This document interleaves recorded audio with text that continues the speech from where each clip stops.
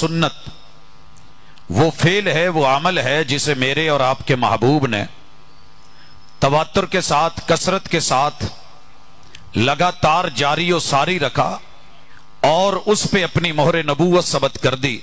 چھٹی چیز، دین کے اندر بطور دین، دنیا نہیں، دین کے اندر دین کے نام پہ کسی بھی جائز اور ثابت شدہ اصل اس کی ہو، یہ جملے اگر آپ نے پڑھ لیے تو انشاءاللہ زندگی میں علمی طور پہ کہیں بھی سٹینڈ کر سکتے ہیں۔ پہلے خود سمجھیے پھر سمجھائیے۔